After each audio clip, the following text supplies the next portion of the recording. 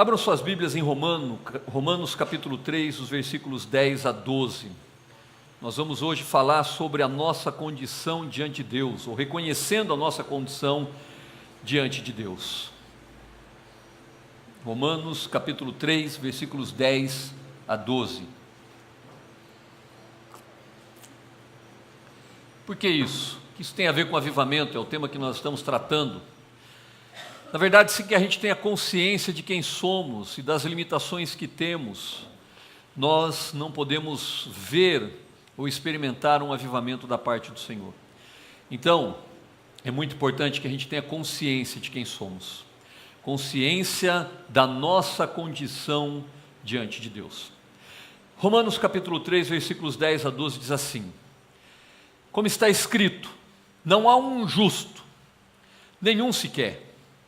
Não há ninguém que entenda, não há ninguém que busque a Deus.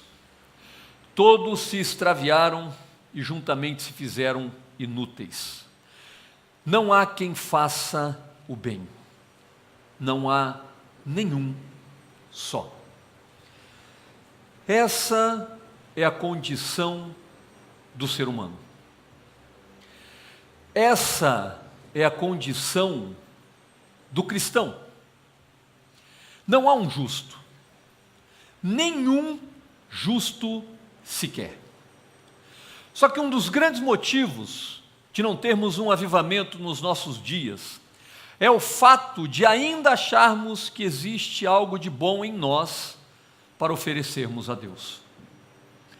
Na nossa velha luta por procurar, ou na tentativa de querermos agradar a Deus, nós vira e mexe achamos que temos algo de bom, achamos que temos algo que realmente vale a pena em nós, achamos que de alguma forma podemos participar do processo do avivamento.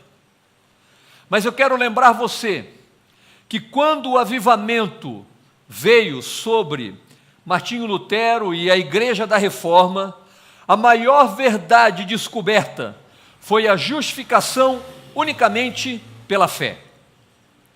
As pessoas, elas tinham a necessidade de fazer algo para receber em troca de Deus alguma coisa.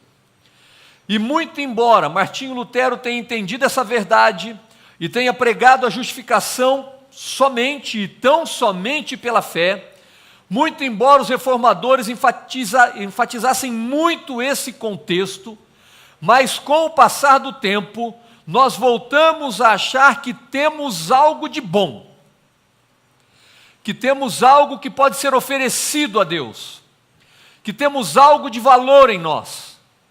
Meu irmão, se você for ler a palavra de Deus, se você for ler o Antigo Testamento, você vai perceber que em nós nada de bom habita, a não ser o Espírito Santo de Deus.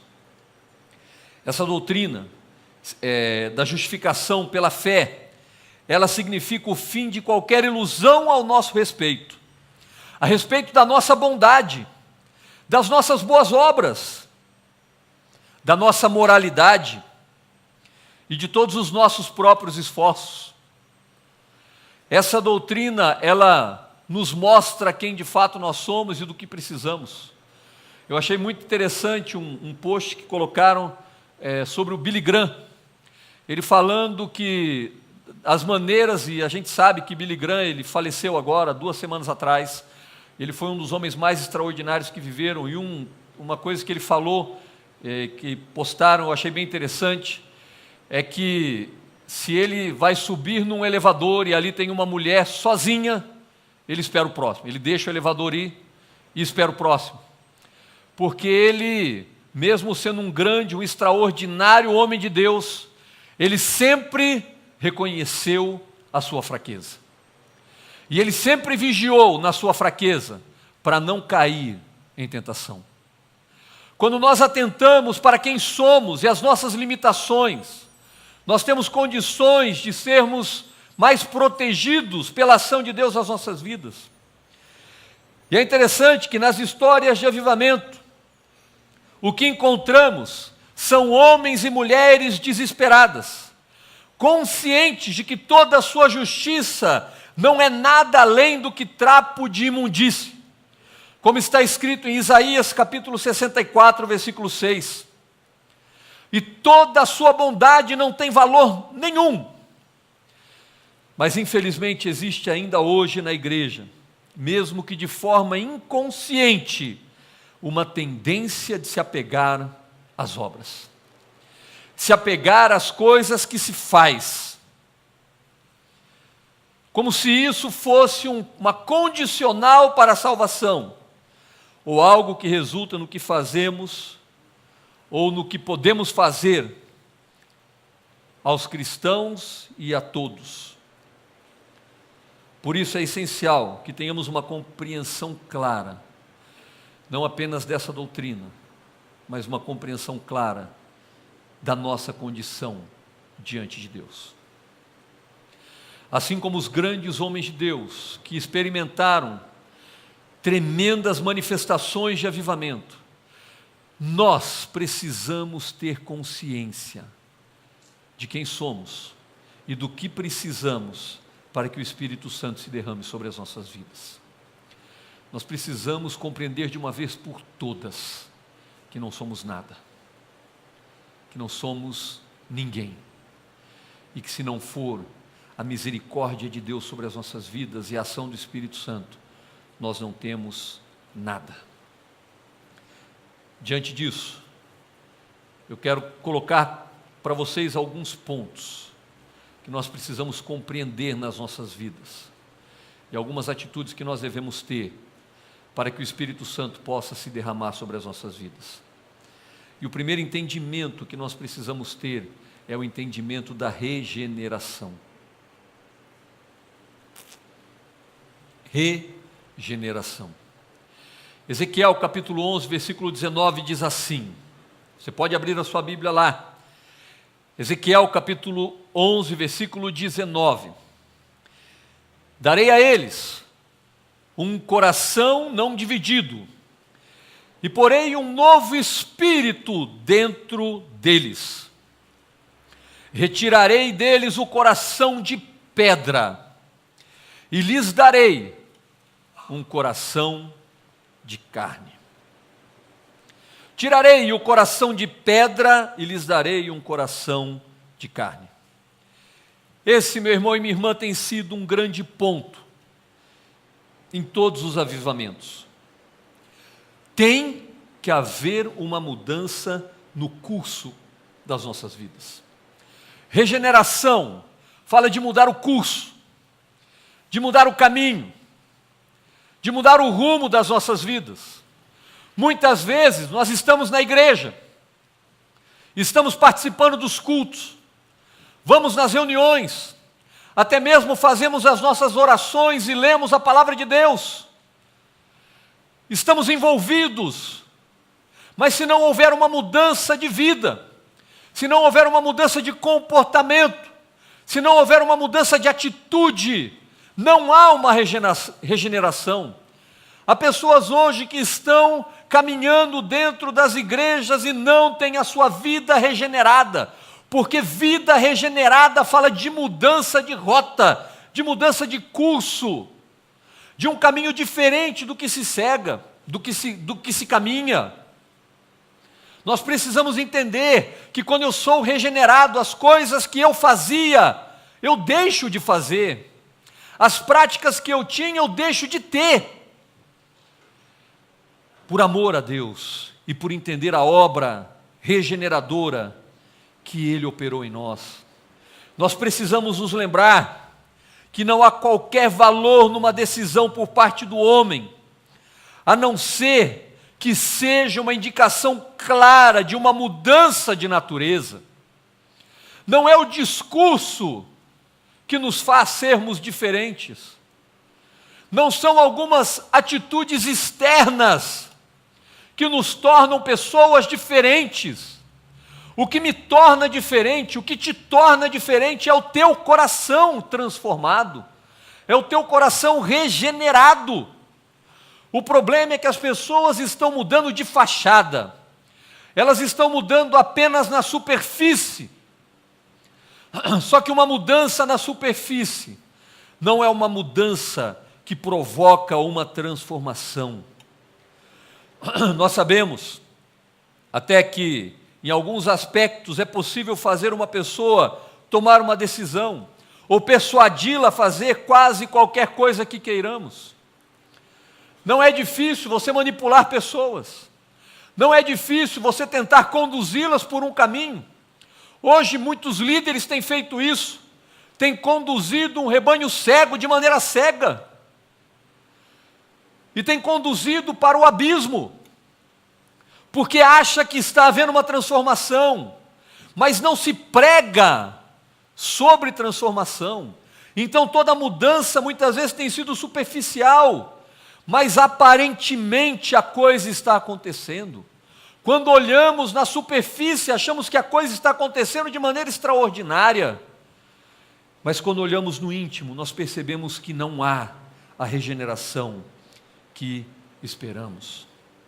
Meu irmão, o que te torna cristão e o que me torna cristão é a obra da regeneração, é a mudança que é operada dentro, para que então se manifeste fora. O problema é que as mudanças são superficiais, só se muda por fora, só se muda a casca, o interior continua o mesmo. São como os sepulcros caiados dos quais Jesus fala. Por fora, a aparência é bela, por fora, nada indica uma deturpação, mas por dentro, é tudo podre. 2 Coríntios capítulo 5, versículo 17 diz que assim, se alguém está em Cristo, nova criatura é. As coisas velhas já passaram, eis que tudo se fez novo. O quanto a nossa vida é nova. O quanto nós temos sido transformados no nosso interior. E meu irmão, só você pode responder essa questão. Nenhum pastor, nenhum líder, nenhum psicólogo ou psiquiatra, nenhuma pessoa entendida das emoções humanas pode dizer para você se houve uma transformação na sua vida. Porque essa transformação é algo interior. Tem muitas pessoas que não são novas criaturas, muito embora estejam caminhando como novas criaturas. Mas como isso é possível se não houver uma transformação de dentro para fora? As coisas velhas não passarão, e não vai haver um novo, mas tudo continuará como sempre. Como nós falamos na introdução, tem que haver uma mudança. E tem que haver algo que nós entendemos que não partiu de nós, porque os nossos esforços são inúteis. Os nossos esforços são vãos. O que tem que haver é uma transformação de dentro para fora. E essa transformação, ela vai produzir uma mudança que pode proporcionar um avivamento. Aliás, quando você lê as histórias dos avivamentos, você vai perceber que homens, além de toda a esperança, que tinham sido abandonados até mesmo por seus familiares, por amigos mais chegados, homens que já haviam sido abandonados a si mesmos, sentindo que nada podia ser feito a favor deles próprios, sentindo-se completamente desesperados, rejeitados por seus semelhantes e até mesmo por Deus. Subitamente, uma obra extraordinária acontece na vida dessas pessoas, e elas se tornam novas criaturas. Elas se tornam novas criaturas. Meu irmão, a experiência de uma regeneração é algo marcante, porque você sabe se você é regenerado. Quem passou pela obra da regeneração sabe que é regenerado, porque o seu interior muda, e mesmo que a sua fachada possa não surpreender muitas vezes, mas o seu interior está sendo transformado dia após dia. É essa mudança, é essa transformação que nós chamamos de regeneração. Mas além da regeneração, nós precisamos também de equilíbrio. Meus irmãos, os grandes avivamentos, eles acabaram definhando, porque as pessoas perderam o equilíbrio. Os grandes avivamentos, eles acabaram se dissipando, porque as pessoas caíram em extremos. 1 Coríntios capítulo 8, versículo 1 diz que o conhecimento traz orgulho, mas o amor edifica. O que nós temos muitas vezes é uma falta de equilíbrio, quando se trata de avivamento, quando se trata de doutrinas bíblicas, e essa atitude nossa muitas vezes nos torna pessoas secas, áridas, inúteis. É impressionante como as pessoas não sabem lidar com o conhecimento que têm. Nós temos um exemplo tão interessante em Romanos capítulo 14. Haviam certas pessoas que estavam dizendo que nada era mais importante do que a questão de comer carne. E eles gastavam horas discutindo a questão de se deviam ou não comer carne, que tipo de carne, como a carne tinha que estar. Falavam disso de noite. Se encontravam, o problema vinha à tona. Era o assunto do momento. Esse assunto estava dividindo a igreja e condenando uns aos outros. No entanto, Paulo, para combater esse comportamento que eles estavam tendo, em Romanos capítulo 14, versículo 17, vai dizer o seguinte: porque o reino de Deus não é comida e não é bebida, mas é justiça, paz e alegria no Espírito Santo.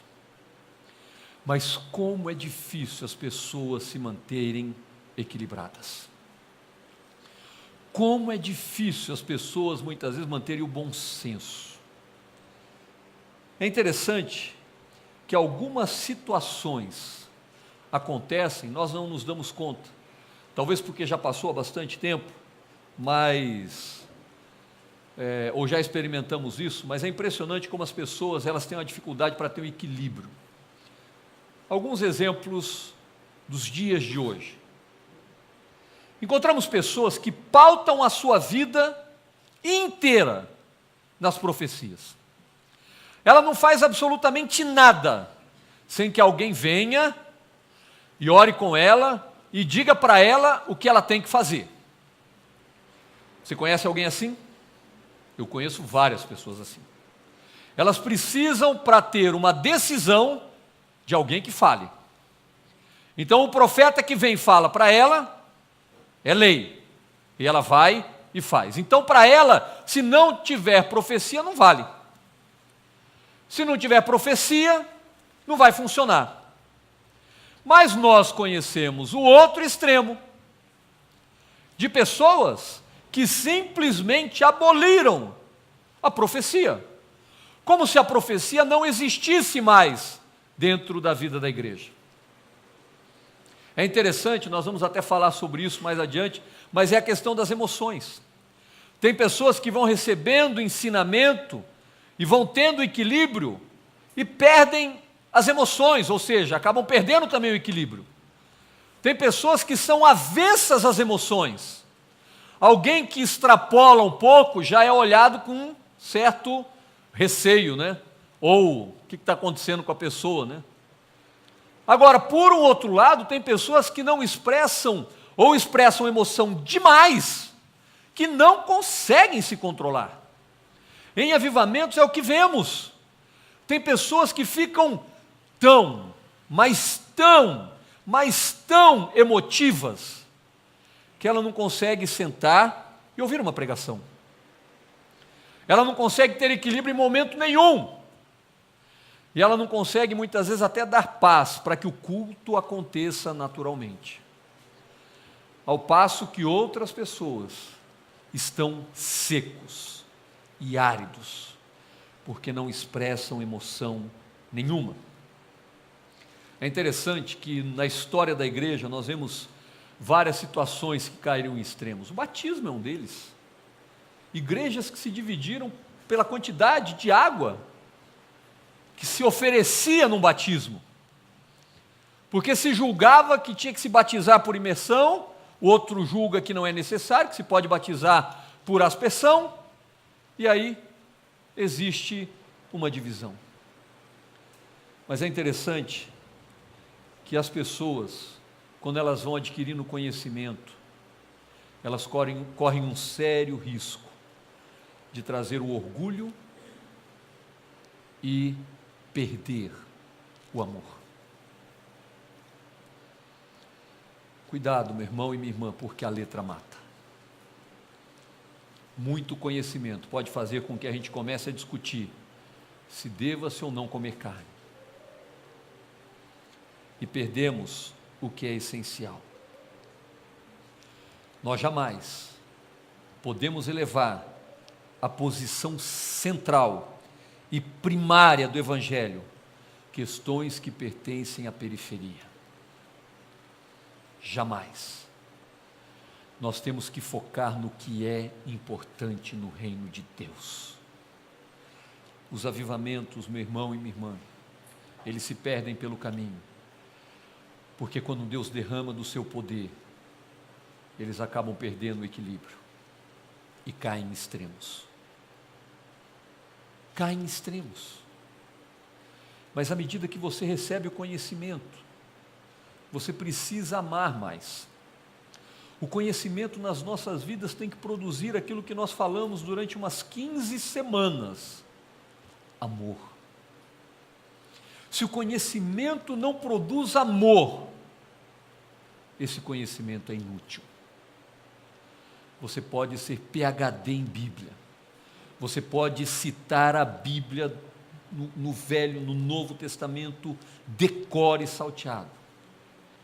Se não tiver amor, meu irmão e minha irmã, todo o seu conhecimento, o meu conhecimento, se torna lixo. Lixo. A orientação de Paulo a Timóteo, em 2 Timóteo capítulo 1, versículo 7, é a seguinte: olha, Timóteo, Deus não nos deu espírito de covardia, mas de poder, de amor e de equilíbrio. Em algumas traduções está moderação, outras traduções equilíbrio. Será que é tão difícil conseguirmos ficar no meio termo? Conseguirmos ter equilíbrio nas nossas vidas? Porque é esse equilíbrio que nós precisamos para que o agir de Deus se manifeste nas nossas vidas. Meu irmão e minha irmã, recebeu muito da parte de Deus, saiba compartilhar com amor. Ainda não recebeu o suficiente, aprenda a buscar mais em amor, mas mantenha o equilíbrio. Não fique martelando como um disco riscado em um aspecto, porque isso desgasta, isso afasta e isso tira a presença de Deus do nosso meio. Outro aspecto que é fundamental ao entendermos a nossa condição diante de Deus é a simplicidade. Mateus capítulo 18, versículo 20, você pode abrir a sua Bíblia ali. Tem um versículo que você pode pensar assim: o que tem esse versículo a ver com simplicidade?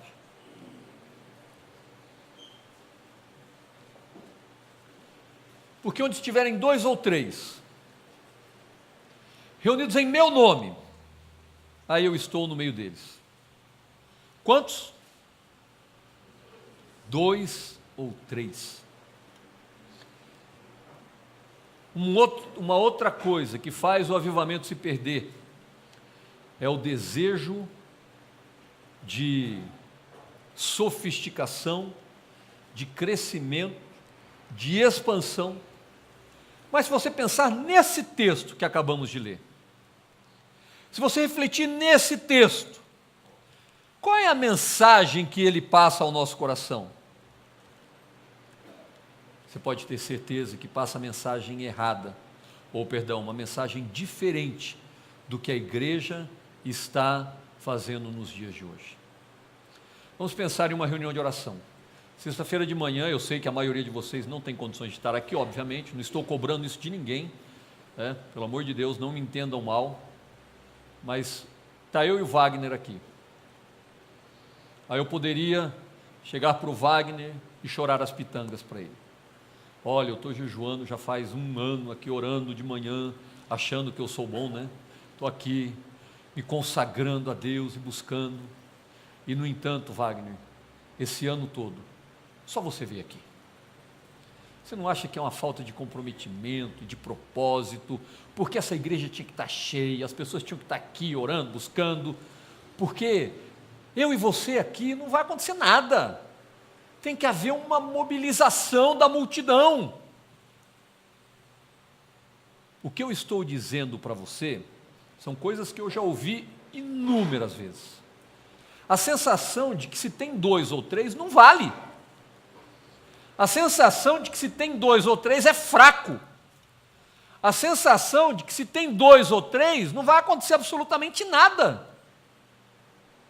Mas Lutero foi sozinho usado por Deus.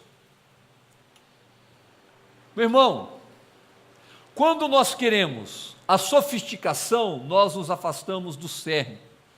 Quando você caminha na simplicidade, as coisas vão acontecer.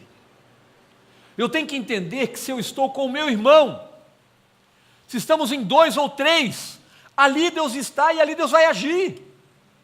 Ali Deus vai operar. Mas hoje a ideia é de grandes concentrações públicas. Ao invés de pequenas reuniões, grandes aglomerações, movimentos, ao invés de santos reunidos em comunhão. Mas todo o conceito da igreja, preste atenção nisso, todo o conceito da igreja que encontramos no Novo Testamento é um conceito de pequenos grupos, de igrejas reunidas onde todos se conhecem, e parece que isso está saindo de moda. Parece que esse aspecto da vida da igreja está saindo de moda. Porque agora todos pensamos em termos de grandes reuniões, concentrações, pensamos em multidões. Mas se estudarmos a Bíblia, e estudarmos principalmente a história, nós vamos observar que na medida em que aumentou a tendência de se pensar em grandes reuniões, em grandes aglomerações, a frequência dos avivamentos diminuiu. Aí o que começou a acontecer? Grandes igrejas, pouca presença de Deus. É interessante que quando nós temos um avivamento, e isso é revelado nas histórias da igreja, tudo que nós não precisamos nos preocupar é com aglomeração. Porque, meu irmão, no avivamento de 1909, na Rua Azusa, as pessoas estavam orando dentro de um galpão. As pessoas passavam na rua, se sentiam constrangidas e entravam. E ali elas eram transformadas sem que ninguém as convidasse para entrar. Num avivamento, as pessoas entram porque elas querem uma transformação. Numa aglomeração, as pessoas entram porque elas querem sair bem. Grandes eventos servem para você ficar bem. grande pregador internacional que vai falar, ou vai profetizar, ou vai isso, ou vai aquilo. Eu não estou dizendo que você não deva participar de reuniões assim, desde que o seu coração esteja guardado e você tenha compreensão de que o que vale é o interior. E são nessas reuniões, ou eram nessas reuniões, que Deus fazia milagres. Pedro orava sozinho, Deus deu uma visão, ele foi na casa de um homem, orou pela família daquele homem, e toda a família de Cornélio se converteu, e a partir dali uma porta se abriu para os gentios. Paulo, Barnabé, os discípulos oravam, o Espírito Santo separou 2 homens ali para começarem uma jornada. Não precisamos nos preocupar e correr atrás de aglomerações, porque o homem da rua, todos os seus amigos virão correndo quando eles experimentarem a presença de Deus e o poder do Espírito Santo. Quando o Espírito Santo foi derramado sobre os apóstolos, a notícia correu. Não foram os apóstolos que saíram dali para falar o que Deus estava fazendo. Foram as pessoas que vieram perguntar o que estava acontecendo ali. Se você prestar atenção na pregação de Pedro, eles estavam em 120 pessoas. A primeira pregação de Pedro já converte uma multidão. Essas pessoas se aglomeraram, não porque foram convidados, não porque tinham um evento extraordinário acontecendo, mas porque homens estavam sendo cheios da presença de Deus. Quando você está cheio da presença de Deus, meu irmão e minha irmã, as pessoas querem saber o que está acontecendo com você. As pessoas vêm perguntar o que está acontecendo com você.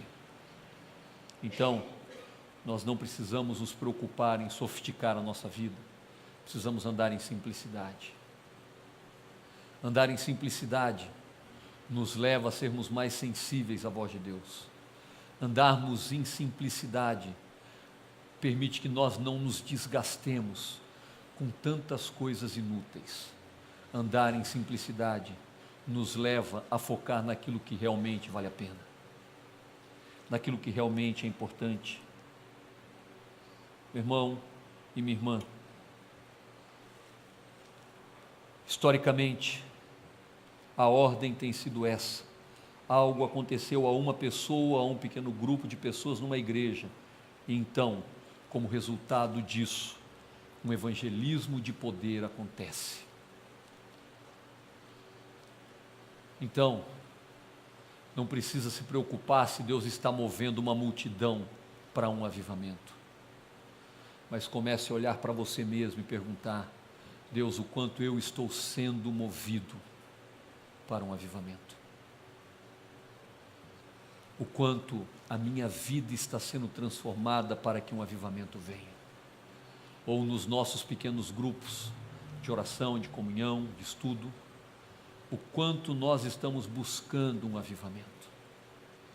E quando o avivamento vem, então acontece o evangelismo de poder.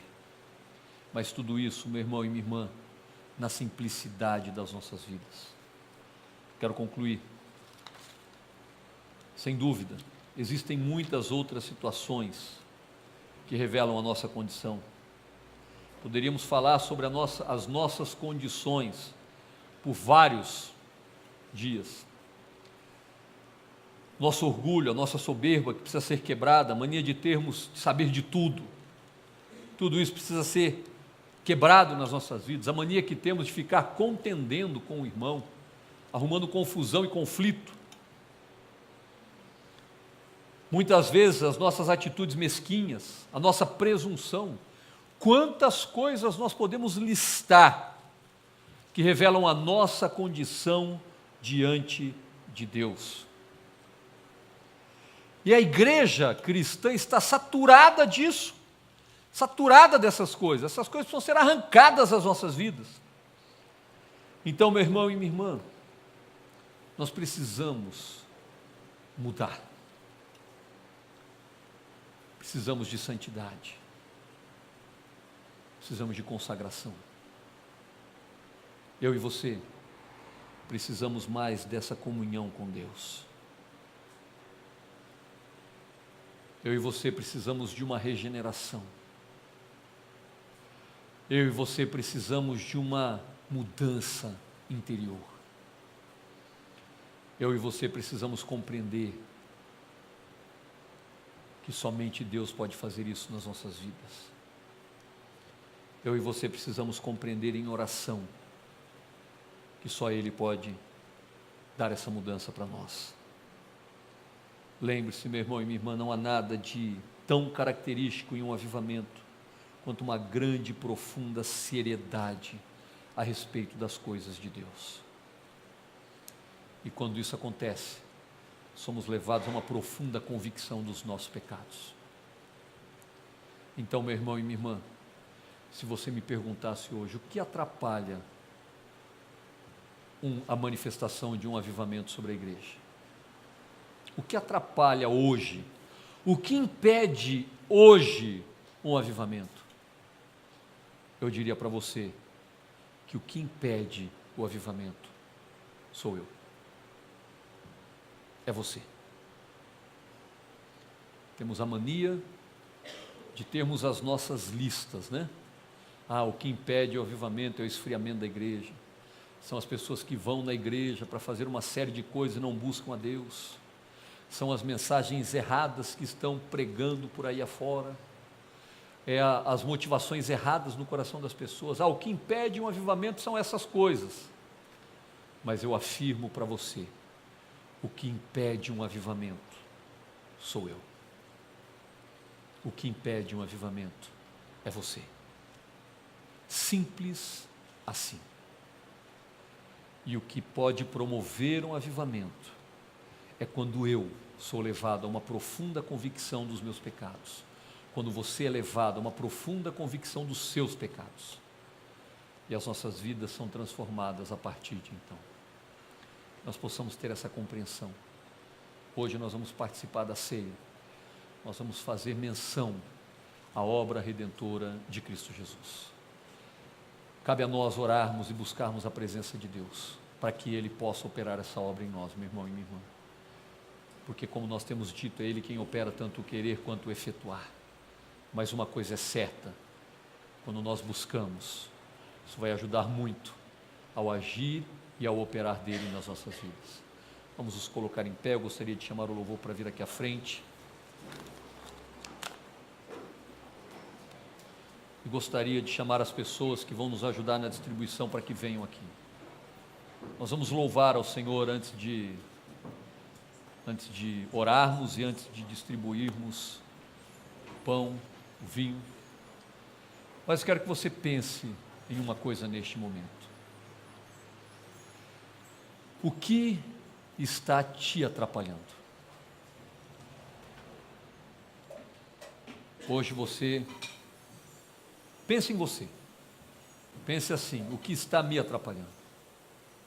Quais são os obstáculos que tem em mim, que precisam ser quebrados, para que Deus derrame da sua graça e da sua unção sobre a minha vida?